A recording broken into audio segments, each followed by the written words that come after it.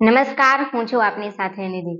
રાજ્યમાં ઘણા દિવસથી ગરમીનો ખૂબ જ વધારો થઈ રહ્યો છે. ત્યારે આજે રાજકોટમાં સૌથી ઊંચું તાપમાન નોંધાયું છે. ગુજરાતના રાજકોટમાં 41 ડિગ્રીની આસપાસ તાપમાન પહોંચ્યું છે. તાપમાનના વધારાને લઈ ઉનાળાની શરૂઆતમાં જ આકરી ગરમી સહન કરવા તૈયાર રહેવું પડશે. ત્યારે આવનાર વધુ 5 દિવસ હીટવેવ જોવા મળશે તેવી આગાહી કરાઈ છે. હીટવેવના પગલે હવામાન વિભાગે યલો એલર્ટ જાહેર કર્યું છે. ત્યારે આ આકરી ગરમીને લઈ લોકોની સાથે પશુ પક્ષીઓ પણ પરેશાન છે. તાપમાનમાં કાયમી વધારો માલુમ પડતા લાંબો વખત લાગે, પરંતુ તેમાં સતત વધારો થતો હોવાનું જોઈ શકાય છે અને તેની કૃષિથી માંડીને માનવીના આરોગ્ય પર પણ અસર થાય છે. હવામાન વિભાગના અધિકારીઓના કહેવા પ્રમાણે તાપમાન વૃદ્ધિ માટે અનેક પરિબળો જવાબદાર છે. શહેરી વિસ્તાર માટે વધતી વસ્તી, ગીચતા તથા પ્રદૂષણ તાપમાનમાં વધારો કરે છે.